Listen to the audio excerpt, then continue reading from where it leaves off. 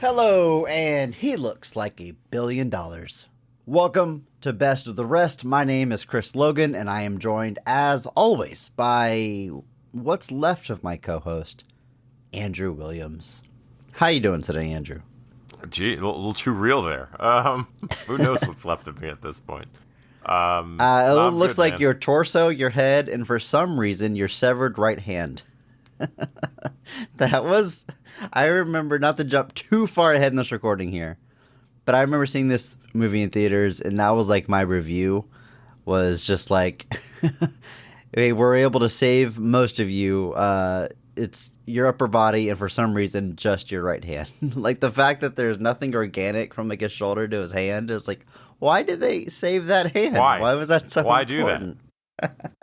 Exactly. Like, it doesn't make any sense, but whatever. Of course, that's not... We got all of you here, Andrew. You're 100% complete. And how are we doing, man? What's new with you? I mean, are any of us complete, really, at the end of the day? It's a journey. Probably, there's probably lots of people that feel very fulfilled. Good for them. No, I'm good, dude. It has been, it's been a little bit of a rough go, but I'm getting there. And, yeah, I'll be in Houston, soon. So we'll probably hang out, and there might be a picture in the Discord. So always fans, a good time, you have that Andrew. to look forward to.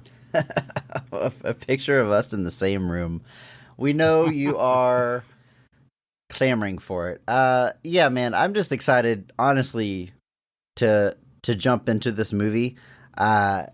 There's been a bit of a break in our recording time. Again, this is all behind the scenes stuff, and our listeners get this week to week. But I've been excited to jump into this movie ever since I watched it. I watched it a little bit earlier in the cycle than I normally do. Normally, I'm watching the movie like the day of or day before of recording.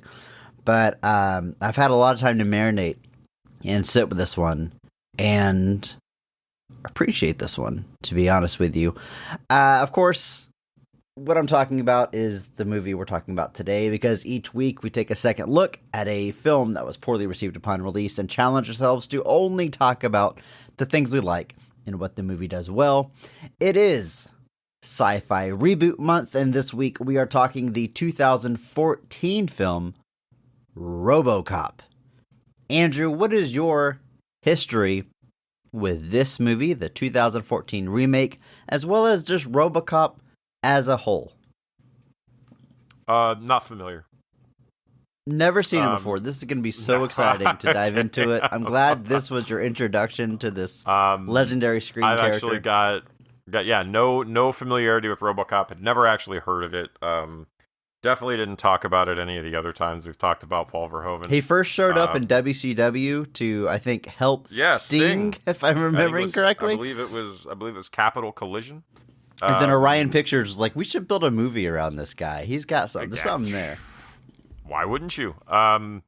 Anyway, no. Obviously, I remember renting RoboCop to watch like at a birthday party when I was a kid. Like my parents, like my friends would come sleep over at our house. I'd get like they'd let us rent some movies, and one of the ones they let me rent was RoboCop. And so it's always wild to me. Just a sidebar, like you get movies that come out now, and there's all those posts from like adults that are like, leave your kids at home, this is for us. Yeah. When they were the kids that were watching Alien and RoboCop and stuff at home when they were kids. So they're like, yes, I'm allowed to do it, but your kids can't because it will ruin my experience. And it's just always very funny, the entitlement to me. Because here's what I'll tell you. You know what a kid's never done at a movie theater? What's that? Pulled out their phone and had a full conversation with another human being. Whereas adults do that all the time. Have you really experienced that? Yeah. Now, generally speaking, I will say, let me clarify here. Most of the time when I go to the movies, even chain theaters, I don't have problems of any kind. Yeah. Largely. Like, people like build it up that like you step foot into an AMC theater to watch a movie and it's just all people on their phones. It's not my experience. I have full on had somebody answer their phone in the movie theater, though. It has happened. That's insane. The most I've had from a kid is he was a little fussy or he was a little fidgety, and usually the parent takes him outside. Like, I've never had like a child disrupt a movie as much as adults have. So It is it's another way to look at that. I know you're talking about, leave your kids at home. This is for us. This is my nostalgic property coming back in theaters. It's Idiots. it's interesting being a parent and having a kid go through childhood, early adolescence, teenage years, and it's like, well, what can they start watching? When can they watch a rated R movie? I'm not going to wait till the 17 for the first rated R movie. Which ones can they watch? When can Bruce watch RoboCop? Yes. When will I traumatize him for life? The 3-year-old, I'm not having this problem yet. It's the 13-year-old that it's a tricky thing, because it's like, wow, they're too young for that. And then you think about how old you were when you started watching these movies, and the thing is, I don't know if I was allowed to watch them or just watched them at friends' houses or stayed up late or whatever. But on the one hand, it's like, yeah, it didn't mess me up. But on the other hand, it's like, well, did it though? Maybe I should protect my kid from this. But I don't know. It's a weird thing. But in particular, I think for people our age, like the Xenomorph aliens, Terminator, and RoboCop are like the holy trinity of like, these are not kids' movies. But every kid watches them and plays as these characters on the playground and has the toys. They made toys for them. Like, it really makes no sense. The source material versus, like, its place in pop culture. And I think we even dove into this a little bit before in the podcast. But, like, RoboCop is the only one of those franchises that it did eventually start leaning into the kid thing. But that original RoboCop movie... There was, like, a TV show, so yeah. And I think in the third movie, like, he flies, which seems to be, like, ostensibly for kids. But that first movie, not a kid's movie whatsoever. No, not at all. I think Predator was another one that kind of falls into that, that grouping good just call, a little bit. Just this idea, like Arnold. I mean, Arnold was a thing where, like, people don't quite realize it, but, like, Arnold movies were, like, rated R, but, like, kids watched them. And, like, you saw the movies he was in that were, like, accessible for kids. People were like, oh, I want to see the other ones. And then, like, RoboCop, just, again, because it kind of expanded out, made sense there. And then Predator just, I don't know what it was. Kindergarten Cop was a gateway drug to rated Predator. R sci-fi films, yeah. Yeah, I mean, if you're more correct than not.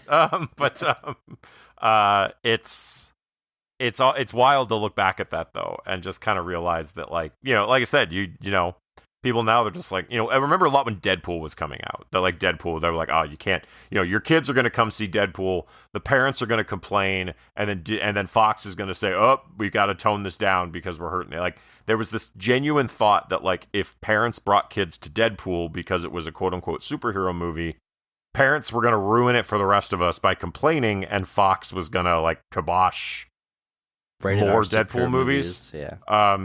Even though Fox is so far, I think, the only one that has made R-rated superhero movies. But it was interesting to see because, like, they genuinely, that was the thought, was that parents would complain and the studio would be like, nope. And I'm like, but Deadpool is absolutely the kind of movie that, like, as right on the verge of being a teenager, I absolutely would have wanted to watch. 100%. Like, that's one that would have fit in with, like, Deadpool would have been that movie where I'm like, oh man, guys, we got to go see Deadpool. It's going to be awesome. And so it's interesting to see that shift in tone to where, like, back then we were like, no, we should be able to see this. And now we still like, no, we should be the ones to see this, not them. Like, it's this self-centered entitlement. That's what it is. But, it's coming through to be like, these things are for us. And I'm like, A generation of people growing up, coming into power, and restricting the younger generation from access to the resources that they had? In this country, Andrew? Well, folks, we've reached the end. Let's get back on track to the movie. There. My history with RoboCop, just real quick. I did not grow up watching it.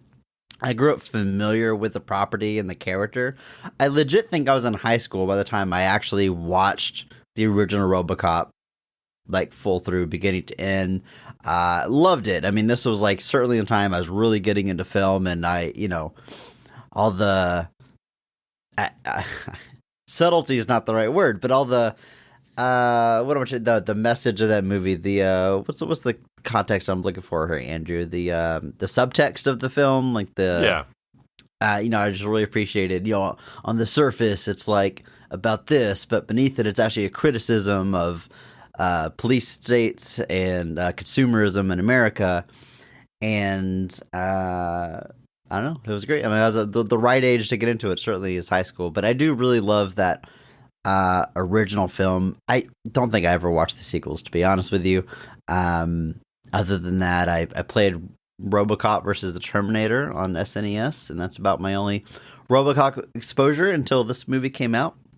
And I saw it in theaters, and at the time, I thought I had a little bit of a hot take where I was like, it's not bad. I didn't come out praising it, but I didn't hate it. Certainly, I thought it's better than its reputation at the time, but just a quick preview, revisiting this movie now, 10 years later, man, it's gone up in my book. I think there's a lot of cool stuff here, and I can't wait to talk about it. But before we dive into the specifics, let's set the stage a little bit. This movie was released February 12th, 2014. It was made on a budget of $100 million. Some reports even say it cost a little bit more than that, but at the box office, it only brings in $242.6 million. It's possible with DVD sales that eventually becomes profitable, but that is not a good box office run for that budget. Critically, it's not well received. It is safe to say split. It holds a 49% critic score on Rotten Tomatoes and incredibly a 49% audience score. They are exactly the same. I mean, it's about as close as 50-50 as you can get without actually being 50-50. 49%. And I expected, especially after this rewatch, the audience score to be a little bit higher than that. I think this movie has to have its defenders out there, and it does, but still not quite outweighing the haters, if you will. Yeah, identical. It's kind of wild. It's rare you see it be literally exactly the same on both sides, but in the case of the critics versus the audience here, they're 100% in sync. And this is not a small pool of critics either, despite being 10 years. It's 222 reviews and 100,000 plus audience scores. So it is interesting, though. Pretty, like you said, pretty split, pretty down the middle.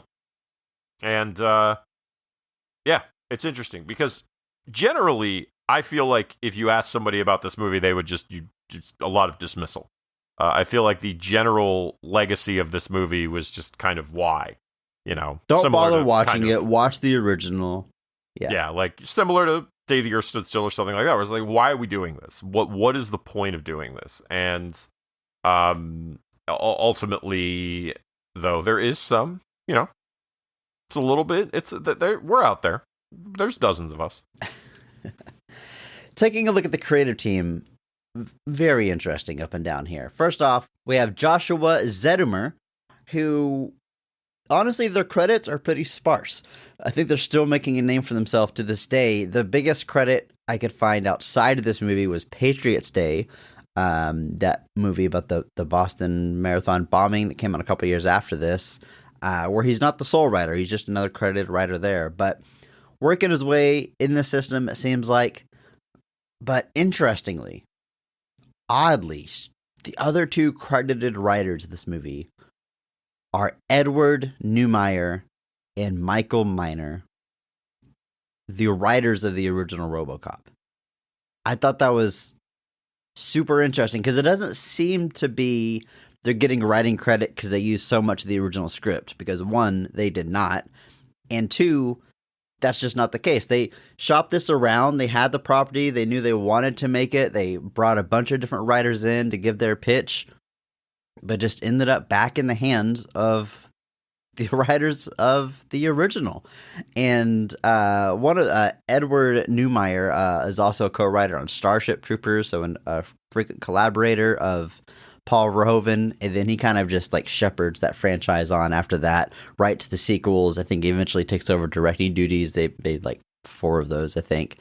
But just very interesting to see that. It's not something you see very often. The original writers remixing their own story, as it were.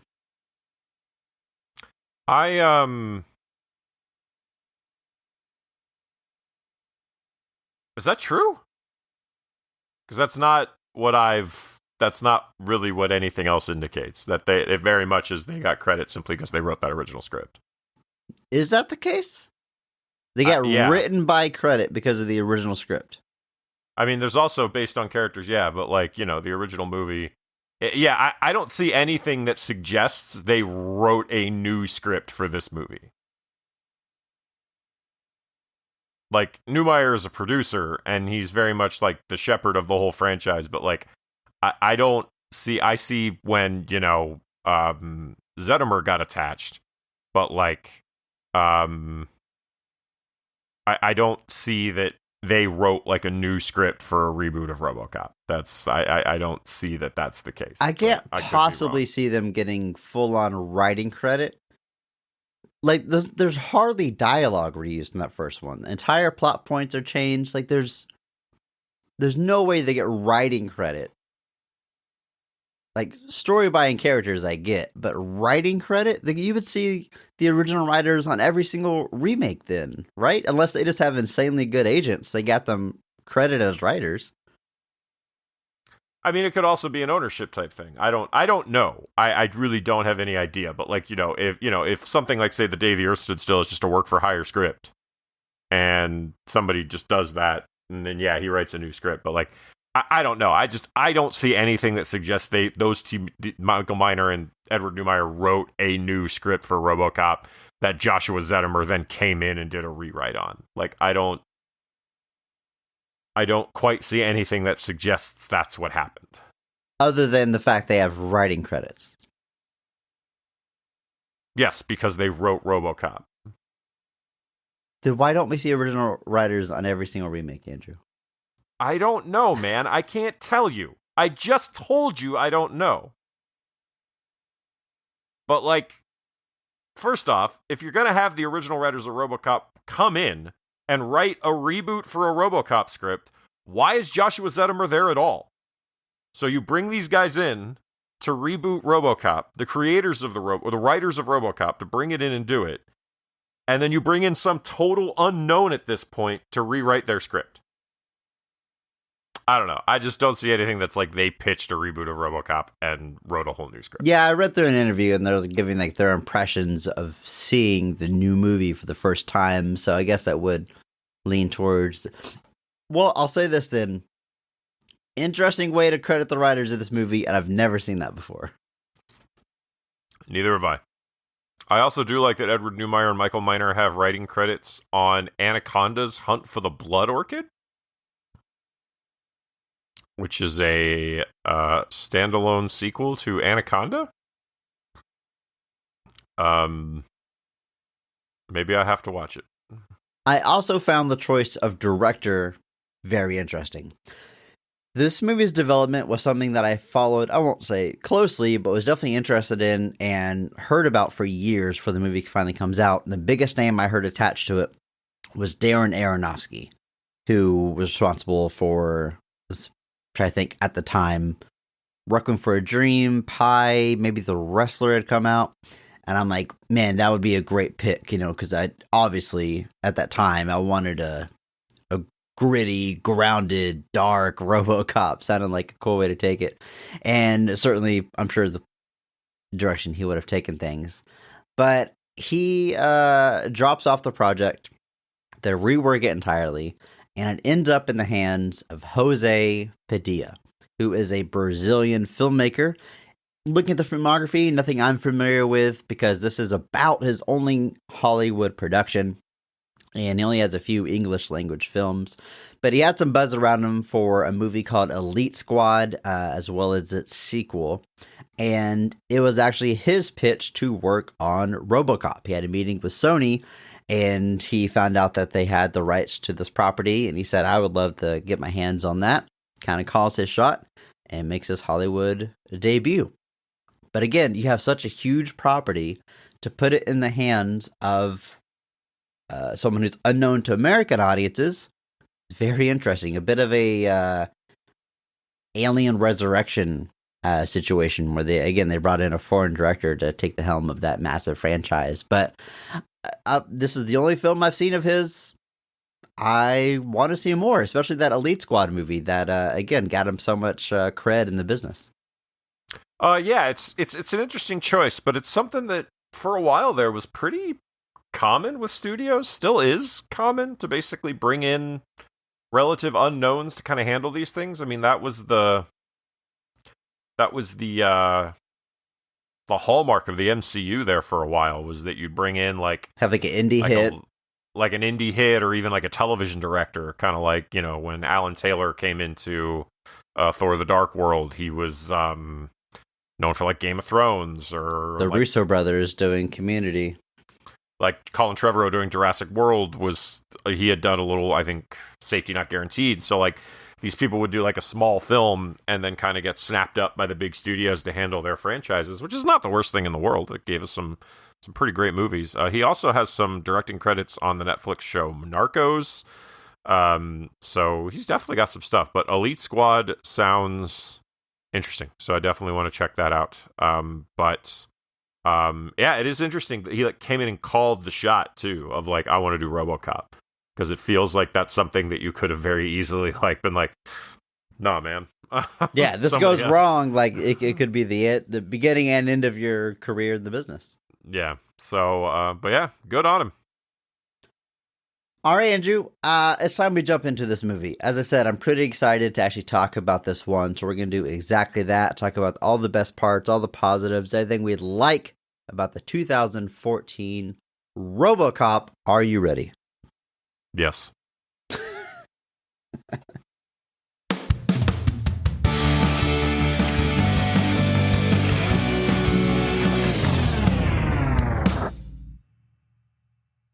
After police detective Alex Murphy is nearly murdered by corrupt officers from his department, his life is saved by Omnicorp's secret project to bring robots to the police force. To ease the public's concern, they opt to turn Murphy into a cyborg, showing that their police force will still have a human element. When their testing shows he is not as effective as the robots, however, they override Murphy's ability to control his actions in combat situations. When his wife no longer recognizes the man in the metal, she sets out to free him from Omnicorp's grasp. The bones of this movie, Andrew, are definitely the same as that original as you expect. We have a police officer or detective that is nearly killed. His life is saved, turned into a cyborg, and they try to introduce him to the police force. But I think there's a lot of smart changes as well. The kind of theme as we're talking about this for me is I think this movie checks all the right boxes for what you should do with a remake to quote-unquote justify its existence. I think there's enough of the original DNA that it still feels like the same property. I think it's updated to a modern setting in a very smart way. I think a lot of things are attacked from different angles. Like we'll get into it a little bit, but like that original is a lot about the American police force, and this one has like this overarching message about America policing the world and what this project could mean for how our country does that. I think a lot of the over-the-top consumerism is sort of tuned down here, because you certainly can't do it bigger than that first one or do it as dramatic without feeling like you're just knocking off the exact same thing. It's just a lot of smart choices, and the family angle is a lot stronger here, I think, as well. And like I said, just checking a lot of boxes for me. It definitely dials down the consumerism aspect, and instead this one obviously adapts its approach more to the idea of drone warfare, which was very hot at the time. Still is. The idea of unmanned combat is still a very real, tacit issue that the world is facing. The ethics of that. The movie doesn't dive... The movie pivots away from that, obviously, because of the fact that it's focusing on this kind of solution. You know, humans don't want robots policing them, but they'd be fine with a human robot policing them. A RoboCop, if you will. It's definitely dialed down. And yeah, in the original movie, I'm pretty sure his family, like, disappears from the movie after he's hurt. I don't know that we see them again, or if we do, it's just briefly. I remember him going to his house in the first movie. But I think they've moved. I think they've left. Right.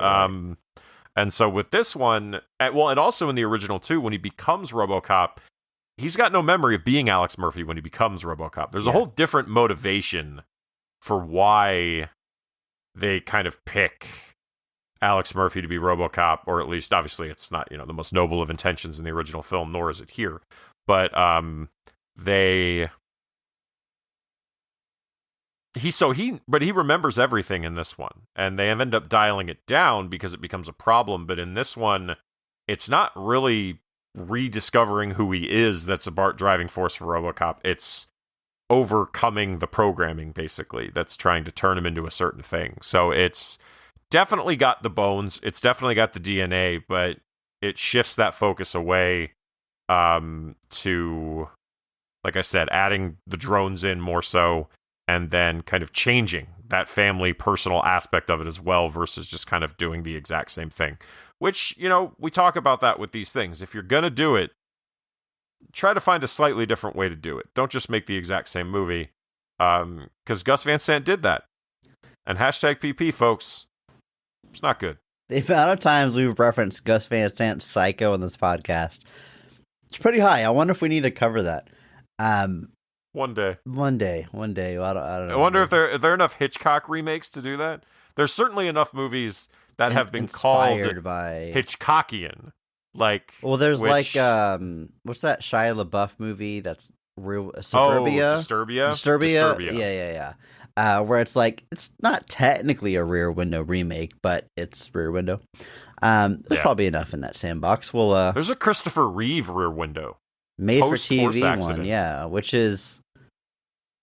he remade his own movie. Hitchcock did.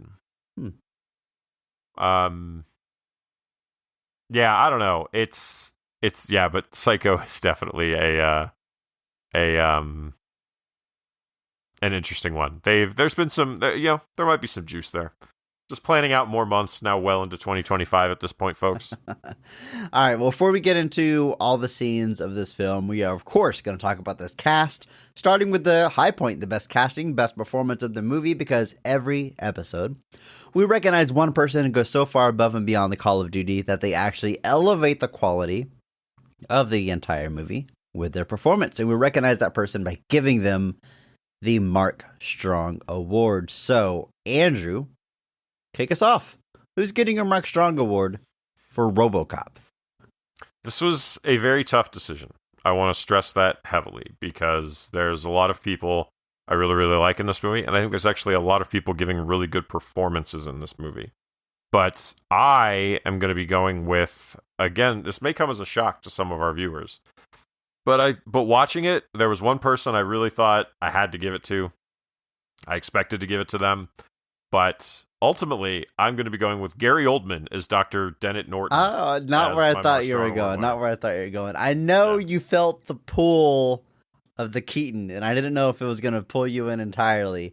But, Andrew, I love this pick. Real quick, Gary Oldman also getting my Mark Strong Award. But I think you could have said a number of names just now, and I would have been surprised. So the only thing that threw it for me, basically, is that Gary Oldman is just in the movie more than most everybody else. Like, Keaton is great, but it's very they use him effectively, but still relatively sparingly. Yeah.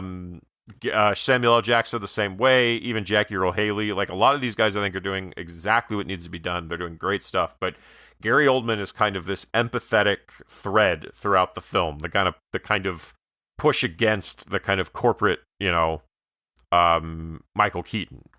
He's the CEO. Michael Keaton is the CEO of Omnicorp, but Gary Oldman is kind of a riff on, obviously, Bob Morton in the original film. Miguel Ferrer, rest in peace. He was the one responsible for the RoboCop project in that original film, and then I believe gets killed because Dick Jones is not a nice man. It's in his name. But it's so in never this movie, trust the Jones, folks. Never. But in this movie, they kind of revamp that character. They turn him into Dennett Norton. They make him the scientist behind RoboCop, but they give that approach and that development and that whole thing a lot more attention here. Like the process of how he becomes RoboCop and the testing of all of that. They put a lot of focus on that. And Gary Oldman, like I said, is just this kind of empathetic thread through that whole thing.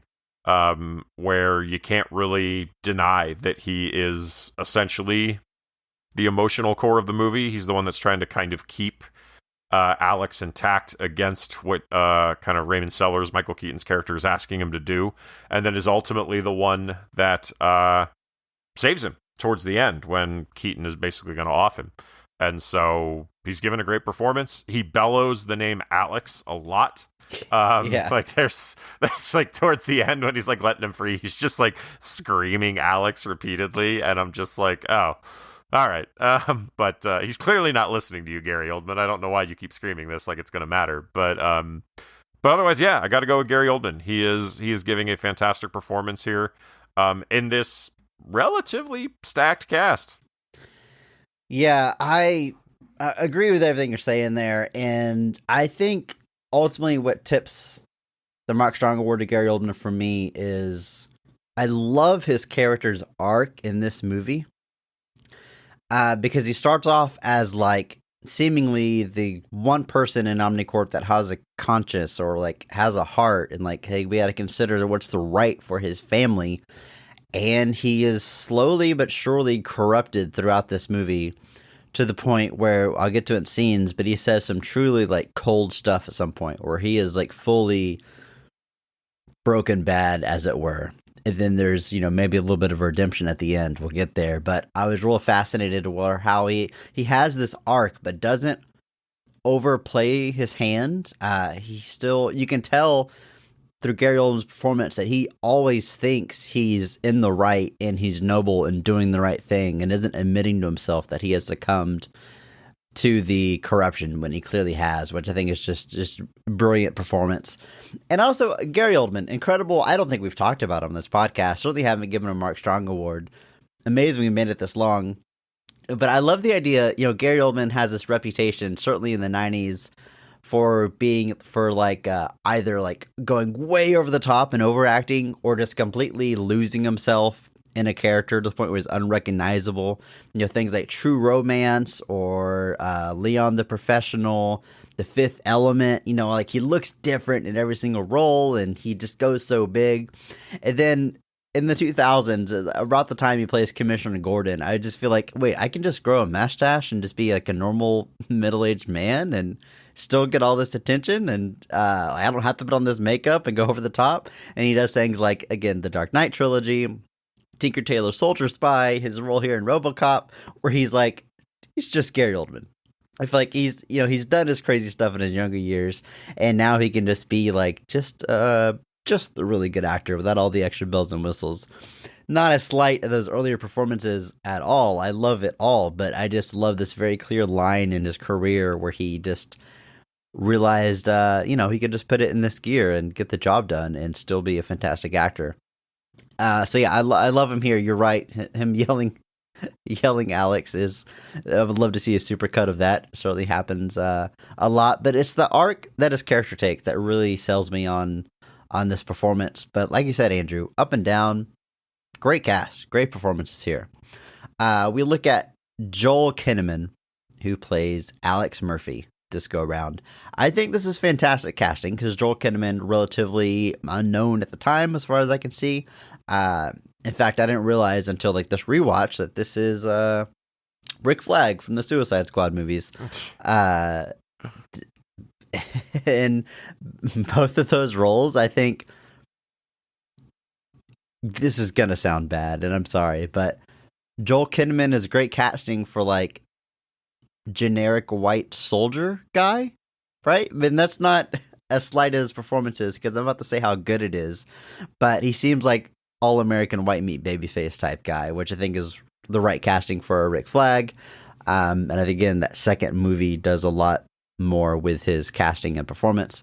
And great casting here as Alex Murphy. Like, I saw that, in production, they really were looking at a lot of like A-list actors to possibly take on this role, and that makes no sense to me. Like, I think that would be horrible to have someone too recognizable or someone that brings in too much baggage to this role, because they need to get lost in the suit. They need to get only recognized as RoboCop, not so-and-so star as RoboCop, not, oh, I recognize that chin in RoboCop. Like, RoboCop needs to be the character. And it's almost like a near thankless job, because, like, I think Joel Kinnaman could not do better in his performance, but, I'm still giving the Mark Strong Award to Gary Oldman. But I think he's doing everything right as far as being everyday family man who gets caught up in this crazy situation, and he definitely gets some, like, real emotional moments, even with, like, an exposed face, but for most of it, he's a man in a suit, and that's what the story is, and I think he was great casting. I'm just saying that if I had a nickel for every action movie where Joel Kinnaman plays a family man who, after a personal tragedy, rarely speaks and goes on a rampage, I'd have 2 nickels. What's the other movie, Andrew? I didn't get... It's called Silent Night. It's that John Woo movie that came out last year, where he plays a guy who literally, his son is killed in, like, a drive-by, so he, like, trains and goes on a rampage against them, but there's no dialogue. The whole movie, there's no dialogue. Really? Is this a Hong Kong American movie? No, it's starring Joel Kinnaman. So it's that didn't mean anything these days. Is John Woo back in Hollywood? He was for that. Didn't make a whole lot of money. Did you see this movie? I did. Recommended? Not recommended? You know how you just talked about how Joel Kinnaman is really good at playing kind of a generic white soldier? Okay, sure.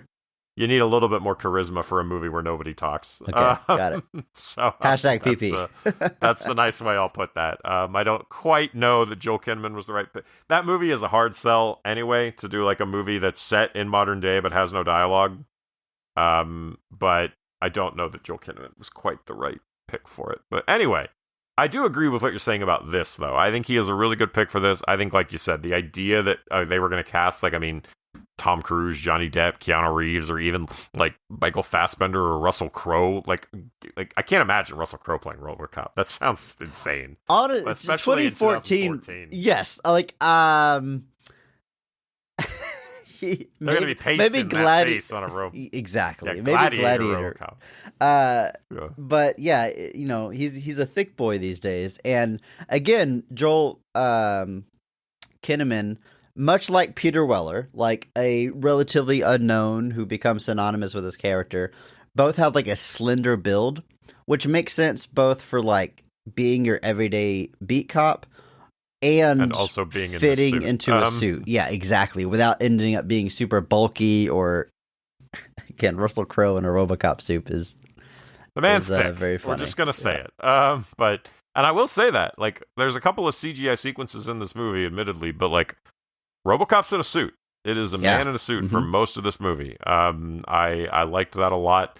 Would have been real easy to just turn into this CGI thing, but anyway, yeah, Joel Kinnaman is doing everything he needs to do here. Like you said, it's. I don't know that there's a better version of this performance. It's exactly what the movie requires. It's exactly what the movie needs. Gary Oldman's just, I think, given a little bit more of, like you said, he's got the arc and he's got an emotional core there. Whereas Kinnaman is pretty straightforward by comparison. But he's doing a good job. As we've already mentioned, Michael Keaton is in this film. He plays Raymond Sellers, the CEO of Omnicorp, the literal face of this faceless evil corporation. So not a ton of screen time, but an important role, and ultimately our big bad of the film. I love Michael Keaton, Mark Strong Award winner, of course, Michael Keaton, and it's always great to see him. This is certainly a time in his career, post his heyday, but pre his Renaissance era, which was always, to me, I grew up and Michael Keaton was A-list movie star, not just because of Batman, but even through Jack Frost, watching that as a kid, I was like, yeah, this is a Michael Keaton movie. I knew it didn't do well or whatever, but it's Michael Keaton, he's the star. And I remember White Noise coming out and being this, you seem so much better than this, Michael Keaton. Like, what is happening to your career?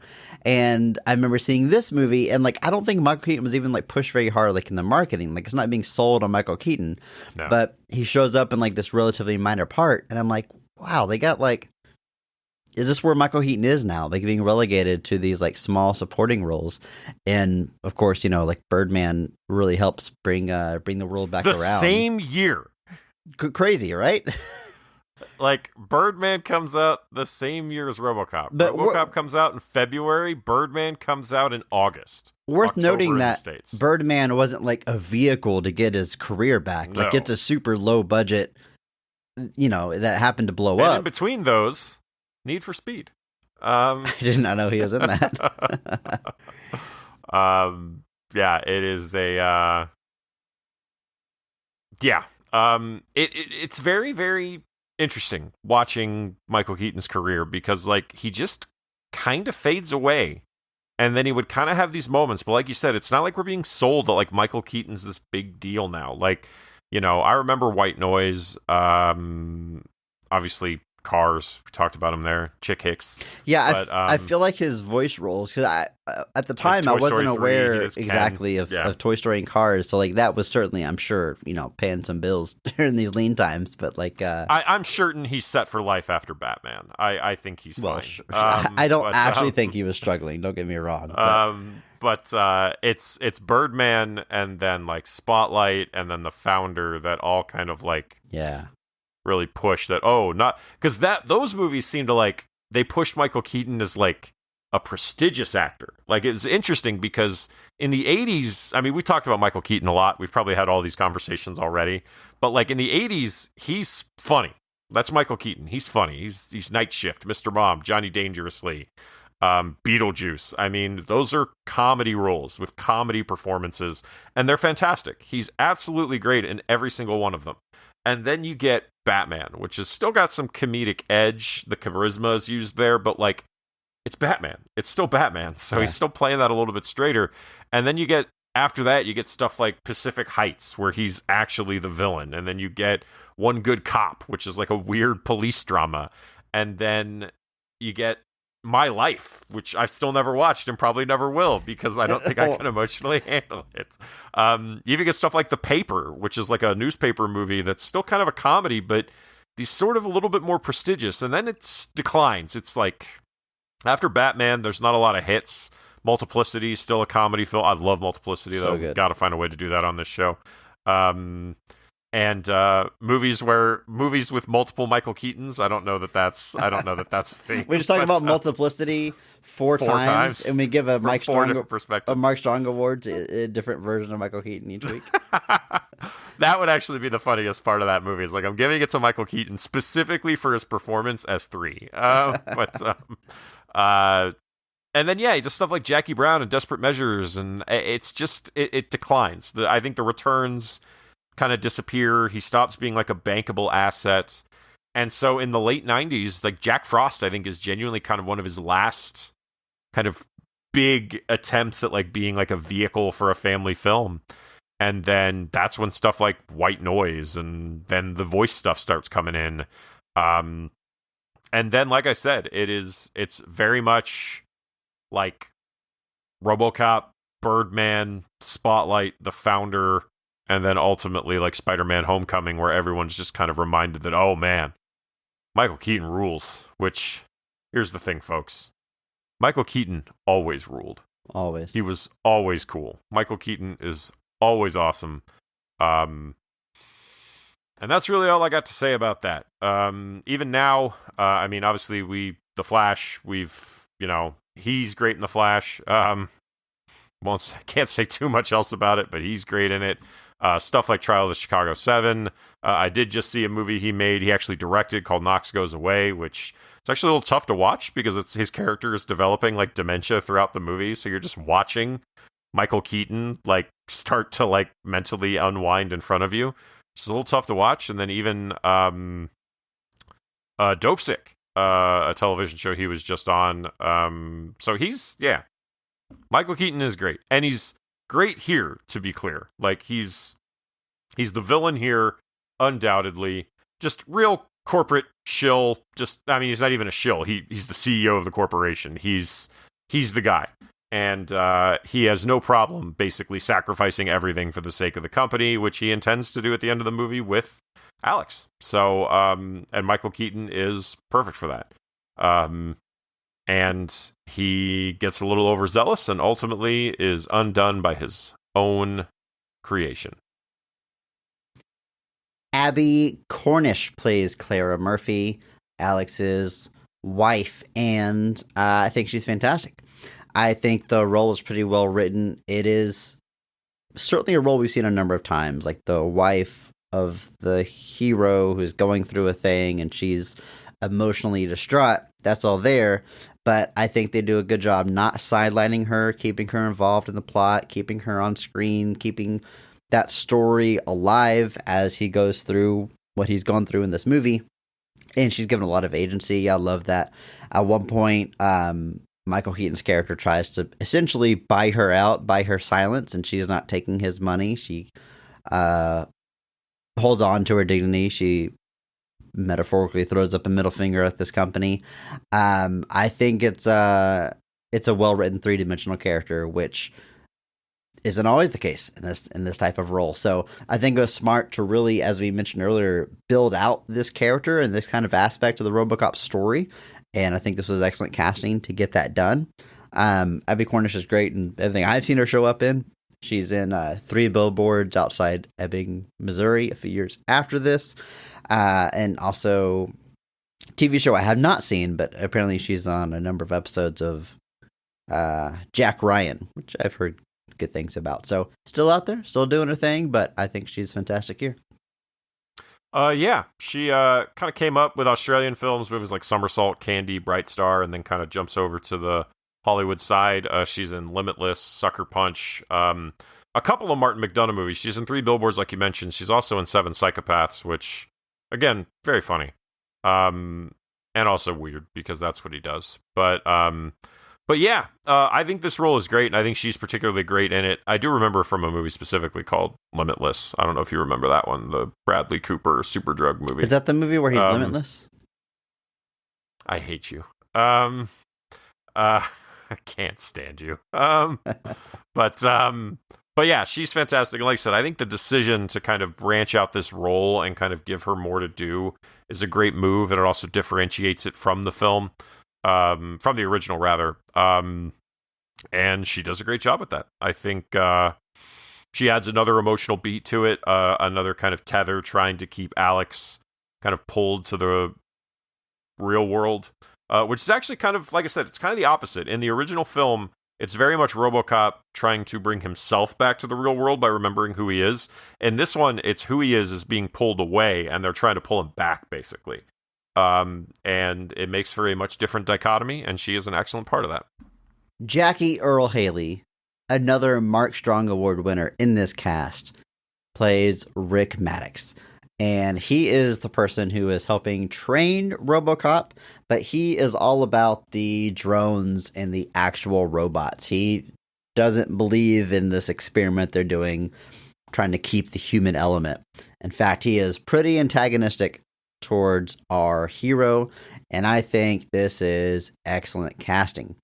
Jackie Earle Haley, talk about an interesting career. I mean, he has been acting for decades. By the time he, like, quote unquote hits big, but he's a child actor in the 70s. He's in like Bad News Bears and just steady work for decades. And I feel like Watchmen, even though that movie itself wasn't a huge hit, it launched or helped really excel a lot of actors' careers in that movie, including Jackie Earle Haley. And there's this period of time afterwards, like, well, what do we do with this guy? And he has like the small role in Shutter Island. He's in the Nightmare on Elm Street remake, and here I think this casting is directly because of that big hit with Watchmen, and I think this is a great use of him. Just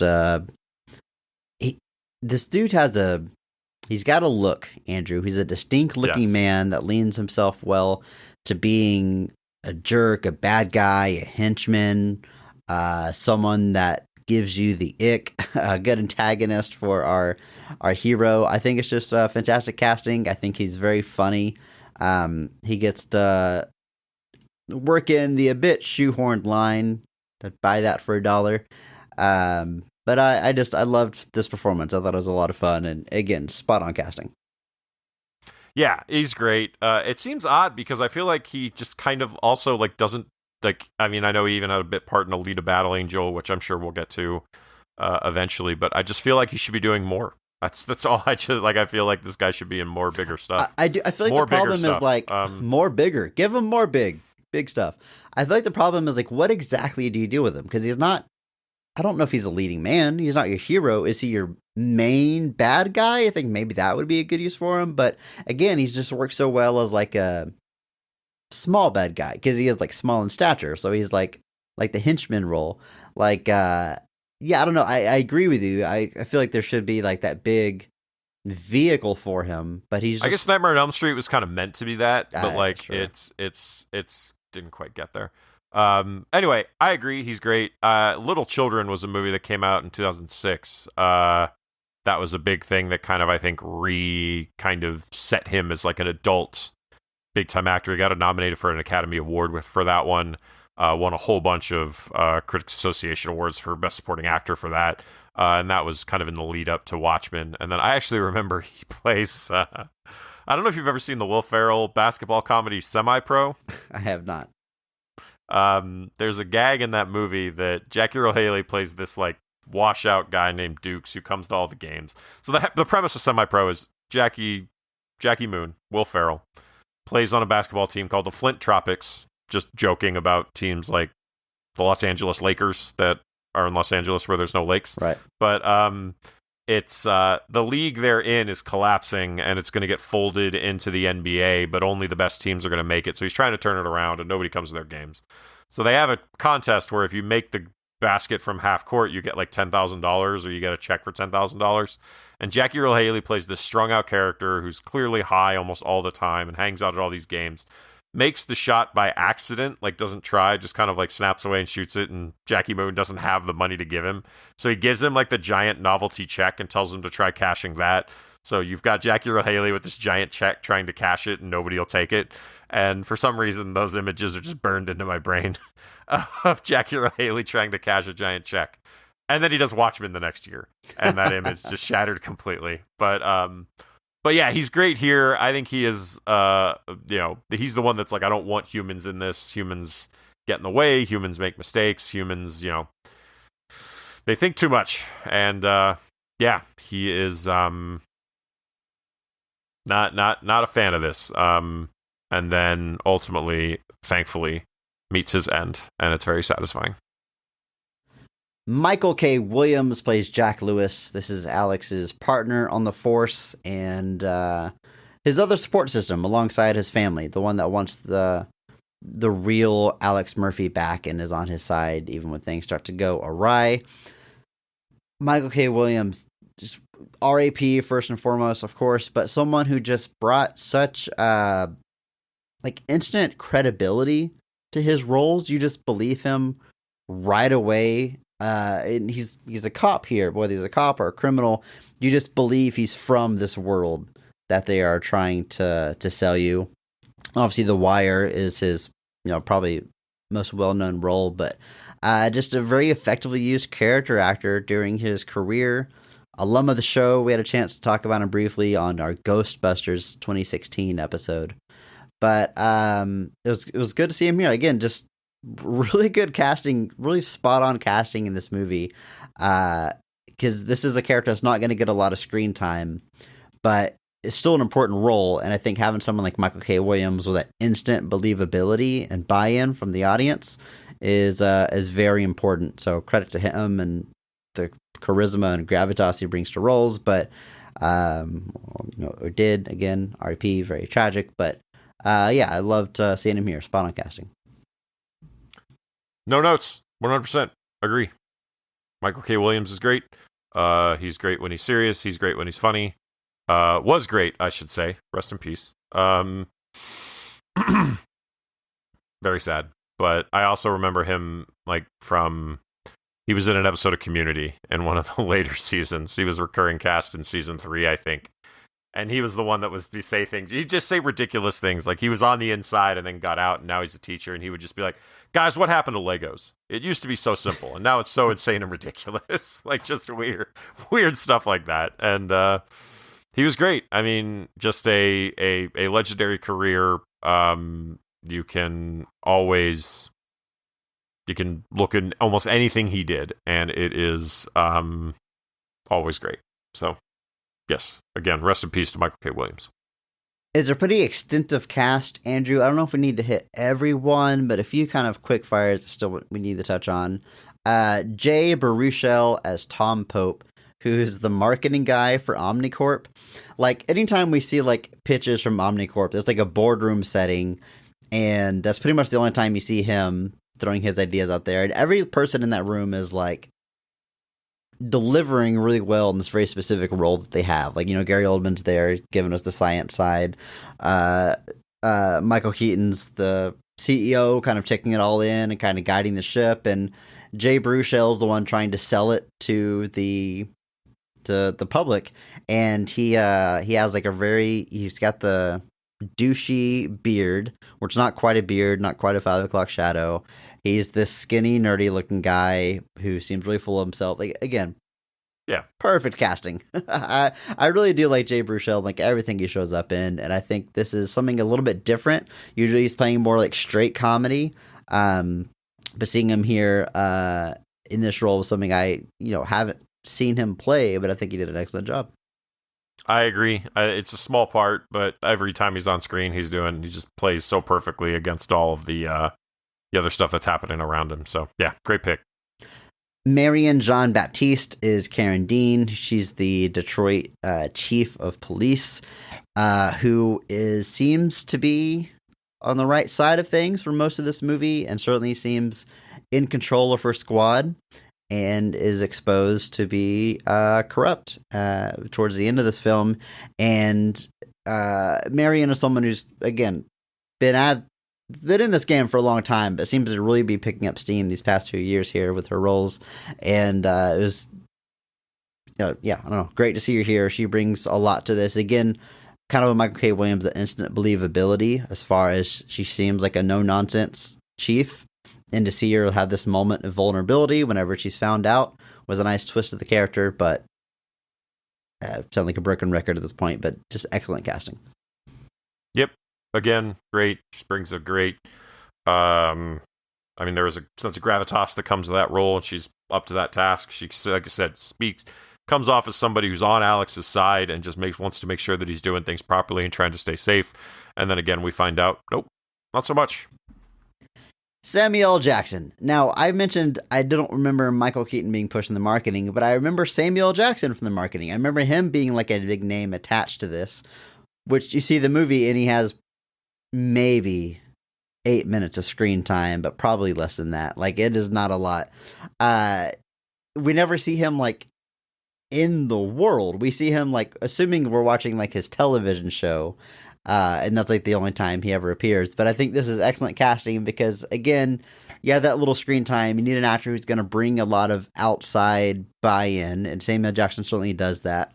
He is, I won't get specific, but he seems to be on a certain kind of network with a certain kind of view where someone who is screaming all their ideas would fit right in. And we need someone to bring that volume 11 energy at all times.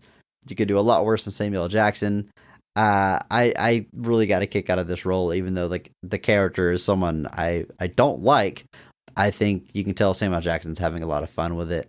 At the very, very end of this movie, he gets to drop a MF in the movie, which, Andrew, I could probably count on one hand how many like actors, not characters, actors have a catchphrase, right? And it didn't feel shoehorned in, but it's like Samuel Jackson is known for saying MF, right?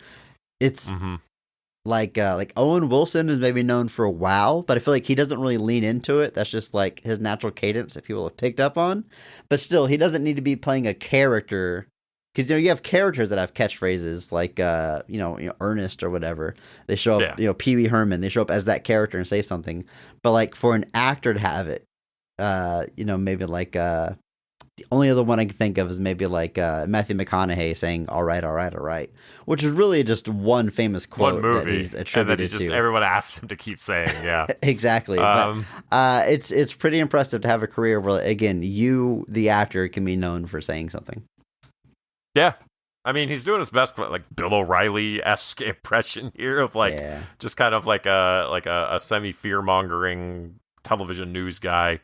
At the end he gets to go a little unhinged. Just needed, we'll do it live. That's all it needed right at the end there, was him to just, or maybe have Sting to play him out. I don't know. Whichever way you want to do that, folks. But it's not a lot of screen time. He does interact with Michael Keaton.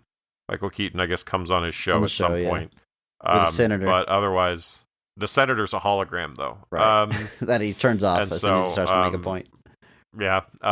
But otherwise, I think it's a fun small part, and just again kind of fills out this pretty stacked cast. Did you just play today's Framed while I was talking about Samuel Jackson? I did. You just posted your score in the Discord? I did. I almost texted it to you. But I opened it up because I was looking for. I was going to look at the questions or something just in case, but then I was like, "Oh, you guys are talking about this," and then you took 5, and I was like, "Whoa!" And I won't lie, looking at that Sky Portal, it took me a minute. It could be so many movies. That's exactly what I thought, and I knew it earlier than 5, but it wants you to the punctuation. You can't type in RAPD. You got to do R dot for it to pop up. And a little embarrassing because we have covered that movie, but you got it in one frame, Andrew. So good job. I'll have to look at the audio ones. That one's fun too. Hop into our Discord, play these daily movie games with us. But Andrew, I think we've covered the cast we need to cover, and it's time to talk about the scenes of this film. And we are, of course, going to start with the best scene of the movie, or at least our personal favorite. So, Andrew, in your opinion, when is this movie firing on all cylinders, and what is the best scene in RoboCop? I'm going to go with the scene where RoboCop is kind of tested for the first time. This is a big kind of, traditional warehouse sequence. Basically, it's RoboCop versus a whole bunch of the more standard drone robots, as well as Jackie Earle Haley's character, and kind of this final test of RoboCop's abilities. He kind of was in a scenario, and they kind of didn't think that he was going to live up to it, so they made some tweaks, and this is kind of the first big test of that.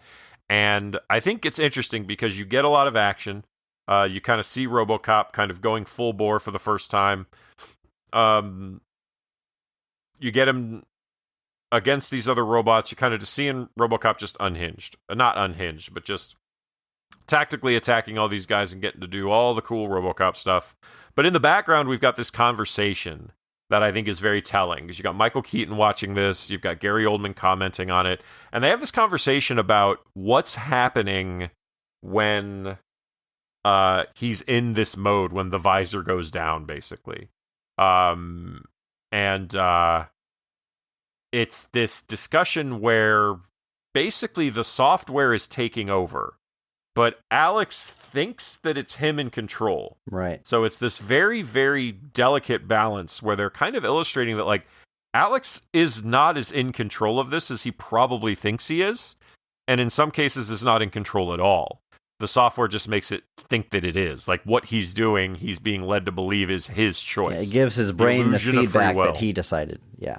Yeah. It's reversing it. Rather than his body doing what his brain is saying, the software is telling his brain that what he's doing is what he wants to do.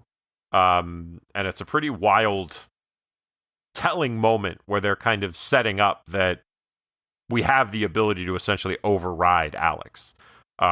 Which you gotta wonder if that's going to come back later. The other bit I really like is that, they're like, this is a human that thinks it's a computer, and that's not legal. And Michael Keaton says, no, it's a machine that thinks it's Alex Murphy. That's legal as far as I'm concerned.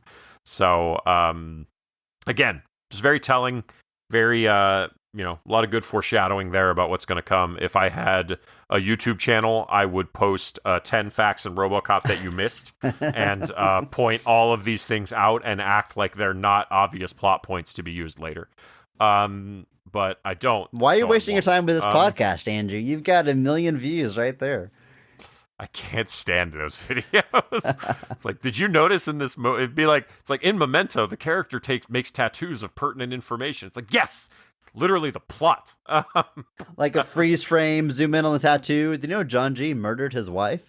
Yeah. Do you know the tattoos are actually a method by the character to keep the search going? And I'm like, yes, it's literally the point of the movie. Anyway, I like the scene a lot. I think it's cool. You get your big action. You get your big kind of RoboCop's unveiling. You get the new look. He's got the black look, which I do like that they explain as a marketing decision purely and solely. They just wanted him to look more tactical, so they kind of build in like a dumb studio reason to change the look. You know, I like the look of RoboCop. Like, I think for one, going back to my checklist of like what you should do in a remake, I think he's got to look different. If he looks... Yeah. I mean, that original RoboCop design, it seems timeless and cool, but it is very 80s. Like, it is an 80s design. He looks like an NES on 2 feet. Yeah. And I think to do it exactly would be a disservice. I think it invites way too many comparisons, which this movie is already doing. So to make it, again, update it, make it look modern. Now he looks like a PlayStation 4, it makes a lot more sense. And I think it just...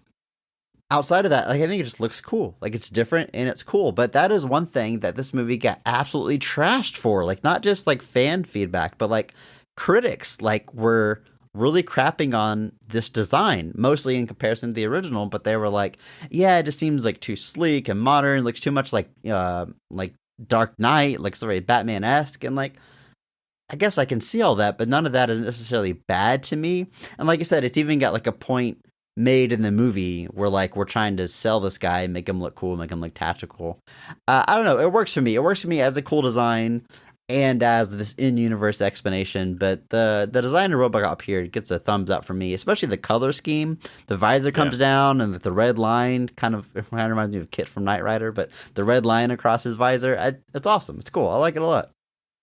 Yeah, I'm into it. Don't get me wrong. I think the black and the red, just a cool look. It's always gonna look, black and red will always look cool together. But they do factor in that original color at least. Obviously, the first kind of proto RoboCop look is in that design, and then his ultimate kind of unveiling at the end is kind of also just the classic kind of design, but updated more so. But yeah, for most of this movie, he's got the black, and yeah, it looks pretty cool.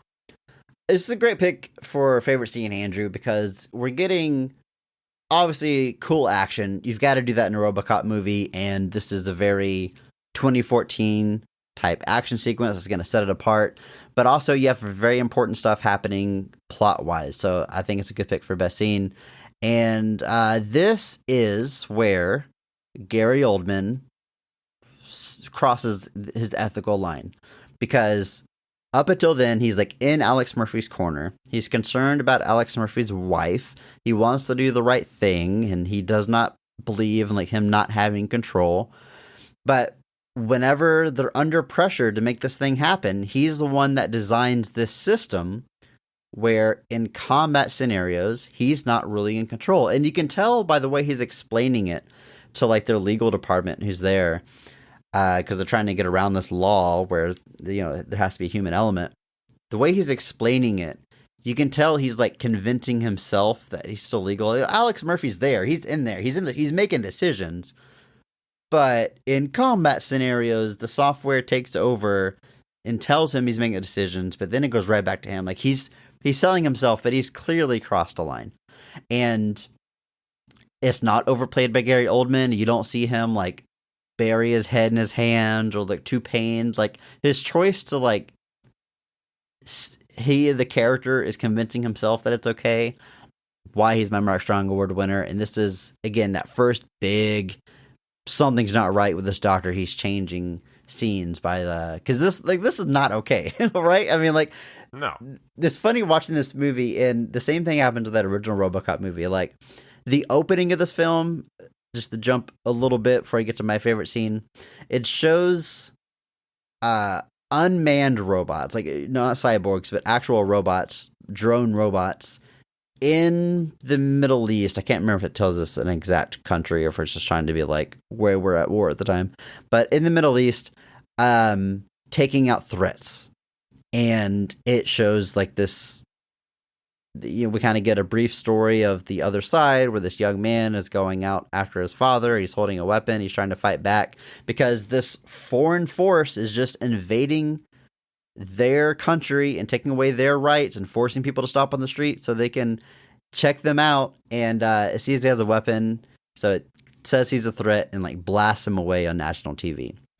And the TV station is selling it like, wow, look at this. Who wouldn't want this on their streets? Why can we use this over there? It's so effective and not use it here. And I feel like there is some people that can watch this movie and be like, yeah, that's awesome. That's great. But that's clearly not okay. Like to like impose your will on another country, to strip someone of their freedoms, to stop them in the street for no reason. But the movie, it's kind of scary how, again, it plays, I'll say it, it's very Fox News-esque.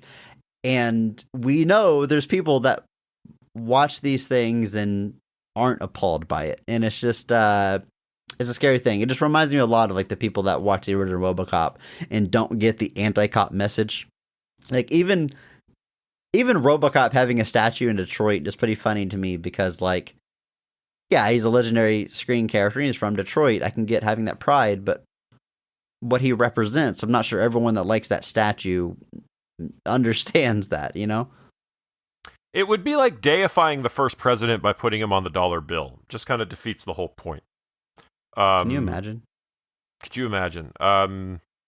Or, and just speaking generally, the idea that humanity would sacrifice freedom for security, it's unfortunate the movie takes that approach because that's not topical at all. It's not something that society has ever dealt with. It was almost too sci-fi, like it's almost no too relatability. Out there. And we definitely didn't do it 20 plus years ago and have been living with the consequences of it ever since.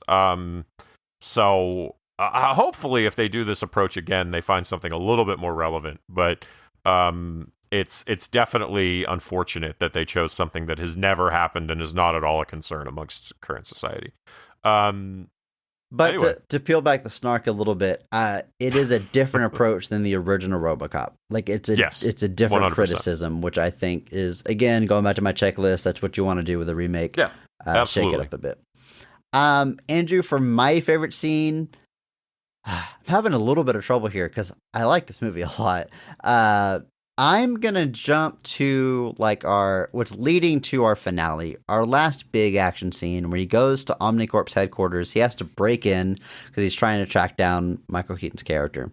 A lot happens here. First off, we have like Ed 209s. I don't know if they ever say Ed 209 in this movie, but they have the design that is clearly what we know as Ed 209, like as security. Like this building locks up, the blast shields go up, and there's like three. I think they're called. I think they're called Ed 209. Yeah, I think they are.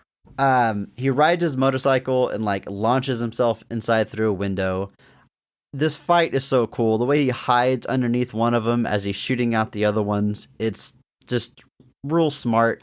I think, man, this movie looks really good. Like there's certainly times, there's some scenes of him launching through the air. Like, oh yeah, I can see some CG there or whatever, full body replacement. Yeah. But it's used like only when necessary. Like I said, there's a lot of shots of him in an actual suit.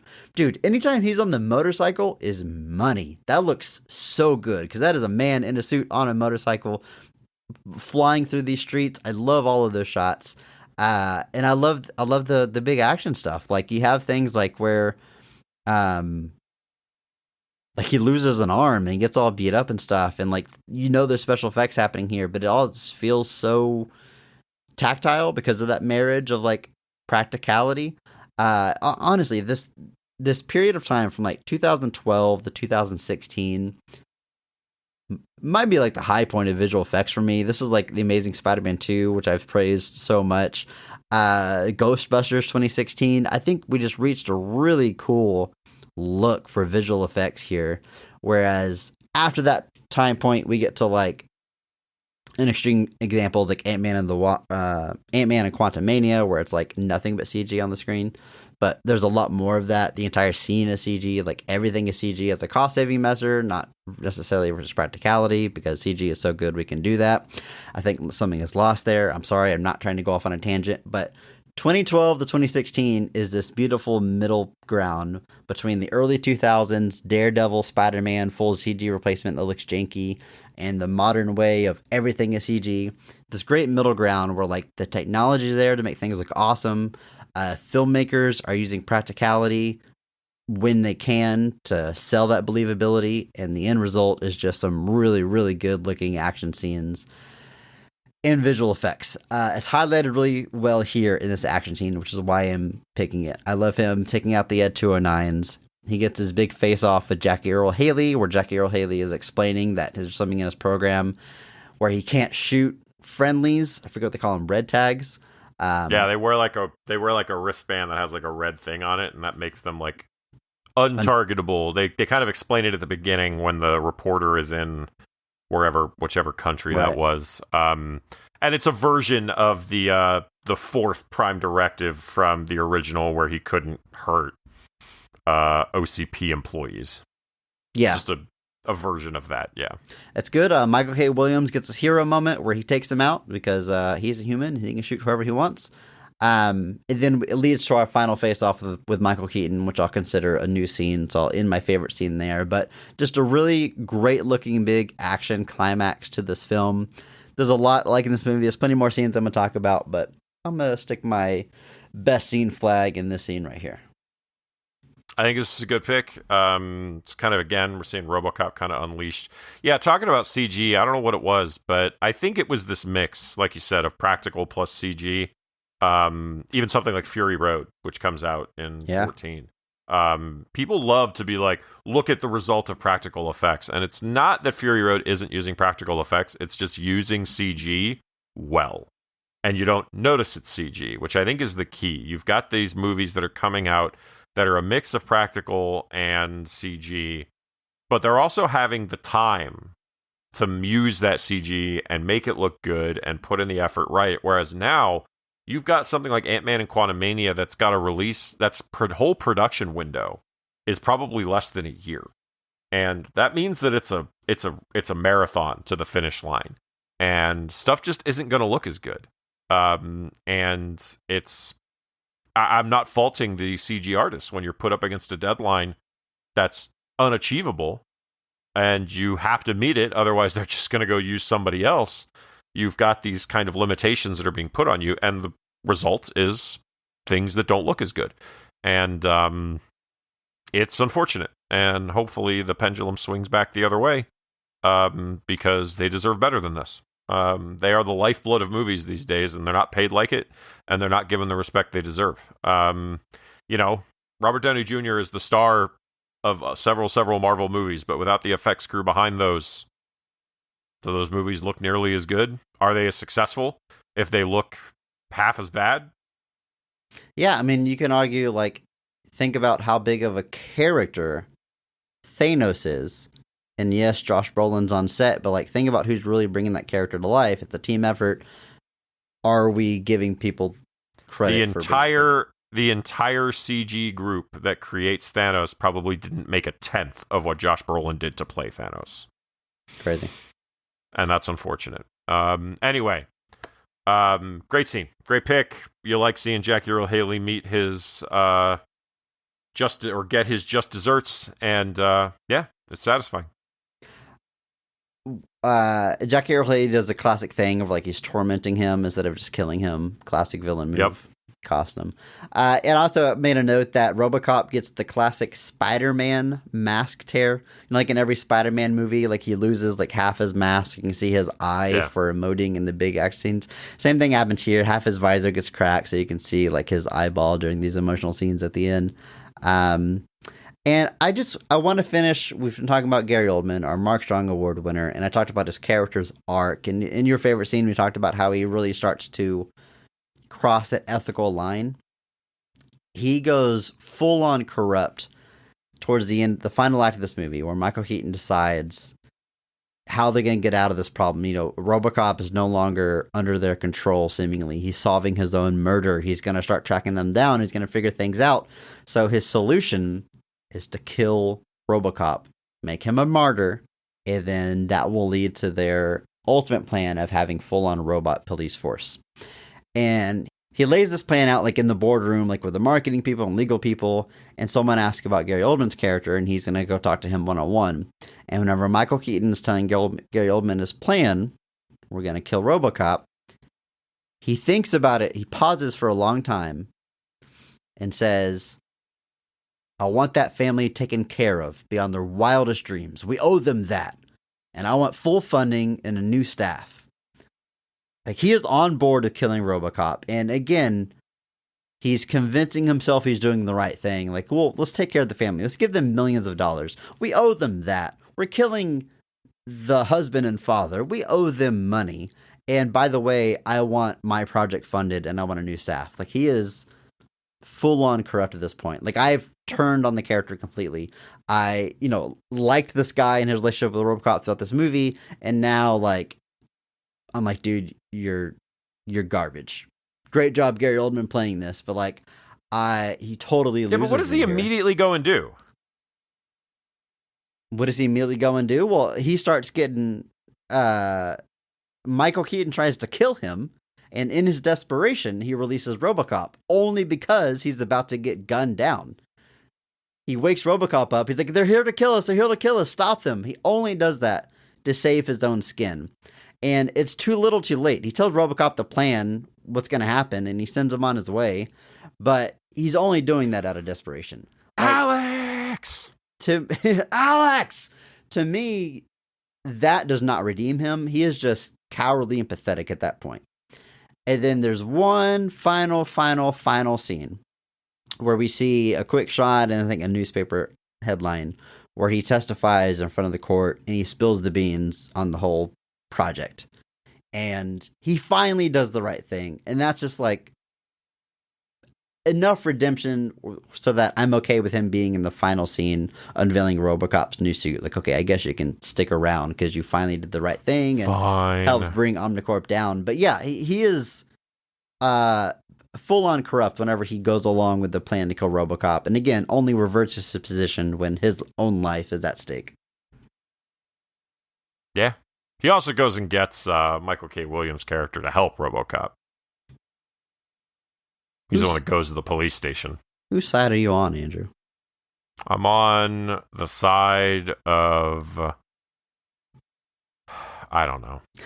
What side are any of us on? Isn't that the true message of this movie? Do we all have a breaking point? Is there an amount of money that we would all sell out everyone we know for? I like that the climax of this movie on the helipad, it's essentially, and there's bystanders, but it's essentially RoboCop, it's Michael Keaton, and Alex Murphy's family is there to the side. And it's not a big action climax. It's not a big gunfight. It's not, he doesn't tackle him, doesn't throw him off the roof. The big climax is that Alex Murphy, after seeing Michael Keaton point a gun at Alex Murphy's family, crossing a line, Alex Murphy is able to override the programming and shoot Michael Keaton, even though he's a red tag. He's able to lift the gun high enough to actually shoot him. Like, that's it. And it's just him being able to make that choice as the climax of this movie. Like, there's enough humanity that he can still make this decision. And I think that's pretty poignant. I mean, granted, we just had the huge action scene with the Ed 209s and everything, so they're not like skipping on action, but I still feel like there's a tendency to, our big hero and our big bad face to face. There's a tendency to still I'm reminded of like Total Recall, where like Bryan Cranston's having a fist fight with Colin Farrell. Like there's this tendency to like, oh, it's got to be a big action fight, whatever. But like, this is all just about a choice that Alex Murphy's able to make, and I think it's pretty strong in a movie like this to make that, lean on that as your climax. Yeah, I think it's a really interesting choice. We get another one of our little cheeky, semi-forced lines from the original here, where Michael Keaton's kind of got him, and then Alex Murphy, struggling against the programming, says, "Dead or alive, you're coming with me." Which, I guess you just had to put it in there. Yeah. You couldn't not do it. It's cool. But, yeah. I like this a lot. I think it's a really good way to do it. Because again, it's not, you've had all your action sequences. This is just literally like a battle of Alex Murphy's will to be Alex Murphy, basically. Like I said, I talked about how this movie is Alex Murphy is Alex Murphy even when he's first RoboCop, and then he's slowly pushed away further and further and further and further until they basically turn him into nothing. And it's the rest of the movie is the struggle to pull him back. And this is kind of the ultimate test of that, where basically Alex Murphy is able to reject this programming that's been suppressing him the whole movie and is able to shoot Michael Keaton. And in a vacuum, I wouldn't be very happy about that, but in this context, very satisfying. They really take their time with the emotional toll being turned into RoboCop against your will would take on you. Like, I poked fun at the idea that they keep his human right hand. It's very strange because it's not connected to anything, but it is very strange. Whenever they first wake him up, and it'll never not be strange. He wants to see his own body, and they take all the cybernetics off of him, and he sees the mirror. Dude, that is gnarly. Like, you can see like his exposed brain, his lungs really freak me out. I couldn't focus on too much, but you see them like inflating in their case. And maybe my favorite performance from Joel in this whole movie, like he says, "Holy Christ, there's nothing left." Like, he's just, I mean, you don't feel like a human, you don't feel like a man. Like, I don't know what you would, obviously, there's no way I can put myself in the position of seeing, like, that's what's left of your body. And he immediately wants to die. He's like, it's up to me, right? I'm in control. I want to die. Let me go. Like, that's where he starts, like, that dark of a place. And this is where you really like Gary Oldman, because he's, like, trying to help him through this emotionally. Like, well, what about your family that went through this and they have a little bit of hope and they can still be around? Like, do it for them. Like, he's definitely on the right side ethically here in the beginning, before he makes this turn. But yeah, I like, again, this is things that aren't focused on too much in the original RoboCop, so I think it's smart to lean into them here because it's a new angle on familiar territory. I agree. I think that's, this is a gnarly scene just because that look is like terrifying. It is absolutely weird and wild, and it's crazy. That's just, the way that all happens is just so weird.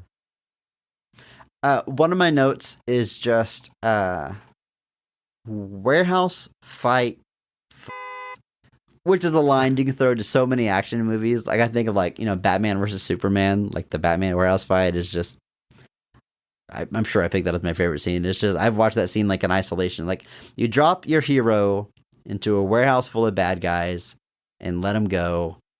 That is a recipe for success. And him, tracking down his would-be killers to that warehouse and, like, knocking the electricity out, but he can see in the dark, and the muzzle flashes are lighting the scene, and man, it's so cool. That's, like, the movie just goes, like, full tilt there, and I love it. So I say I gotta shout that scene out. Yeah, good pick.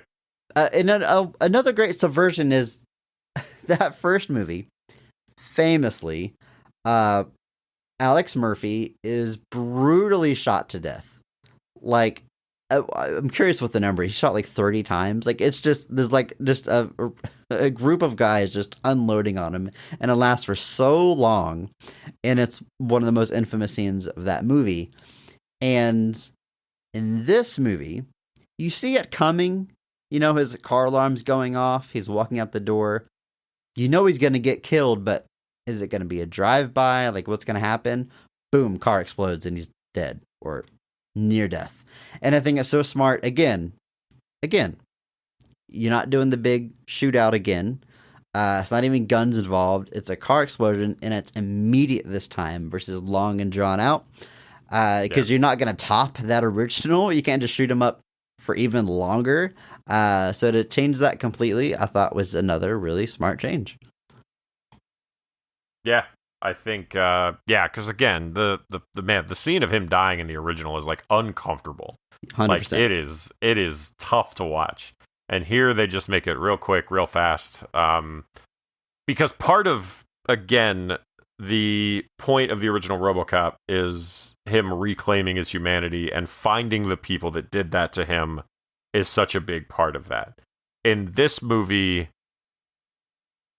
who did that to him does ultimately go up the chain, but ultimately, and just like it is in the original, the issue is ultimately with Omnicorp, or OCP, whatever you want to call them.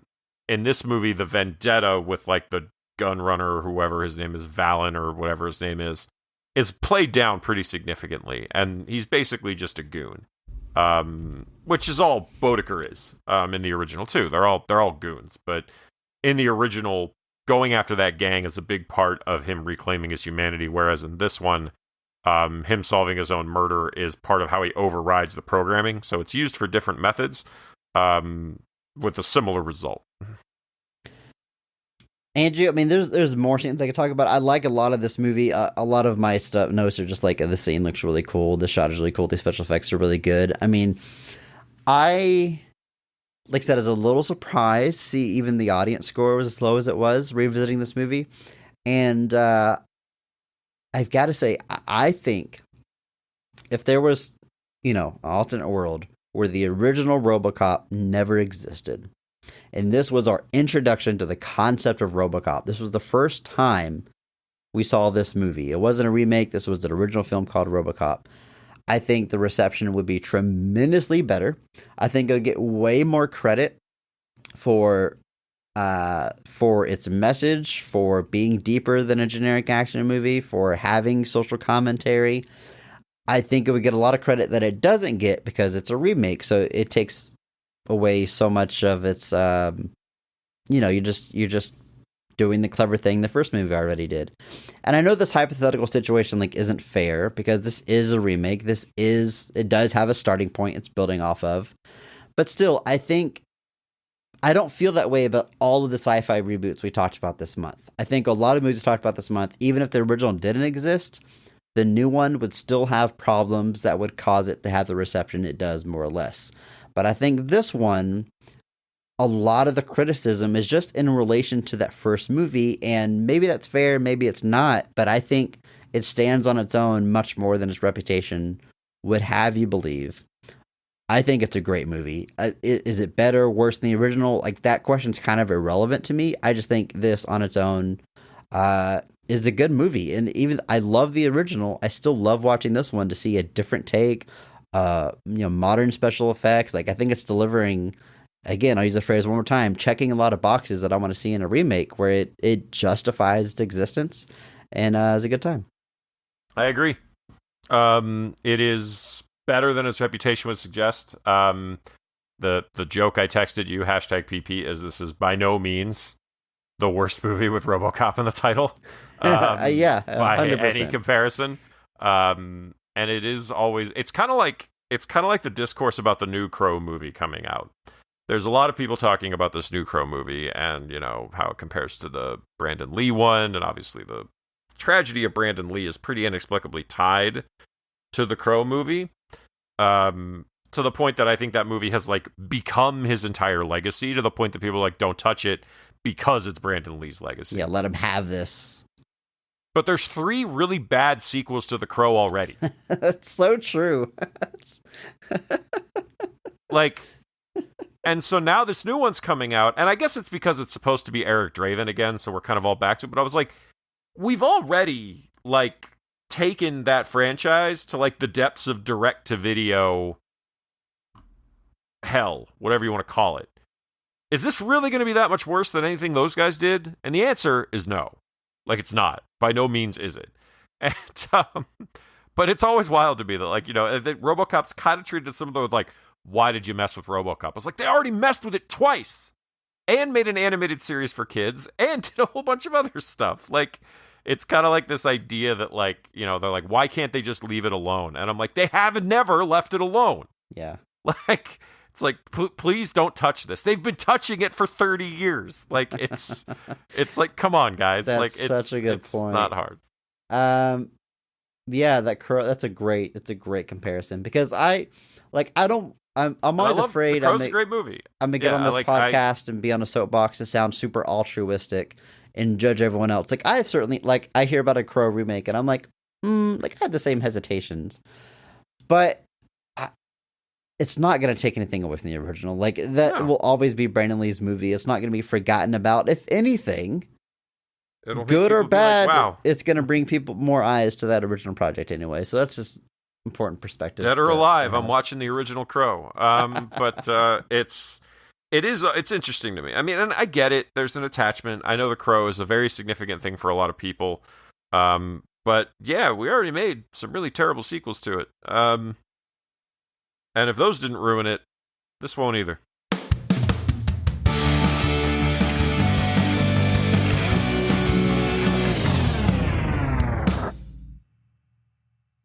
And just like that, Andrew, Sci-Fi Reboot Month has come to an end. This was an interesting ride. I mean, a lot of these movies I had never seen before.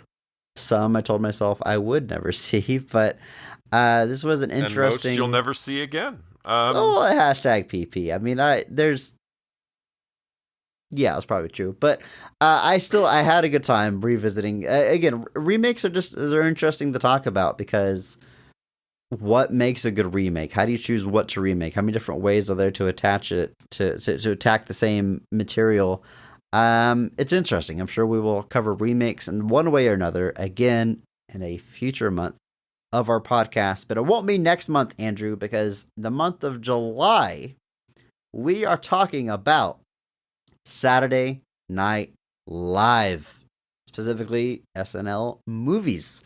The oft-requested SNL month. Something has been talked about quite a bit on the podcast and our Discord. We've had movies recommended, and there's 5 weeks in July, so we're covering 5 movies, and it's still not every SNL adaptation. They've made a lot, and nearly all of them qualify for our podcast, but we'll be diving into 5 of them. We're going to go through them chronologically. The first one we're touching on is Coneheads. So come back next week, our first episode in July, as we discuss all the positives and everything we like about Coneheads. What a weird movie, Andrew. We'll get to it next week, but Coneheads is one that I think I knew it was SNL when I saw it, but the sketch was from way before my time, so it really felt like the most random thing to make a movie about, like this family that has Coneheads. It's such a weird thing. Yes. But I've got some fond 100%. fond memories of this one. I revisited it fairly recently. I think it was a quarantine watch for me, so I'm excited to dive right back in, and I think I'll have some positives to bring to the show next week. I hope so. I will. If you want to see the entire lineup for July, hop into that Discord server. If you're not there already, by golly, what are you waiting for? Andrew, it's funny. I look at our downloads, I look at our numbers, I look at our Discord members, and there's a lot of people out there that have not joined our Discord server. And it's a funny thing being on this side of podcasting, because I've been a podcast listener for a long time. I guess I've been a podcast host for a long time too now, but I can certainly, how should I say this? I've listened to a lot of podcasts that tell me to go leave a review for them because it helps them out a lot. And I love that podcast, and I never do it. I've listened to a lot of podcasts that say, like, hey, if you like this podcast, you're going to love our Discord server. It's really cool. And the whole reason I know about Discord is because of a podcast. It took me forever to join the Discord server, and I was like, oh, wait, this place is actually awesome. This is a very cool way to build a community. It is legitimately my favorite form of social media, and about the only kind I use anymore these days. But now here I am, begging people to join, and I look at the numbers. I'm like, wow, a lot of people aren't listening to me, but I was once that listener that didn't listen to podcast hosts. So how harshly can I judge these people, Andrew? I would say not at all. Well, that's fair. I'm just going to ask you nicely. Join our Discord server. We're not asking for your money.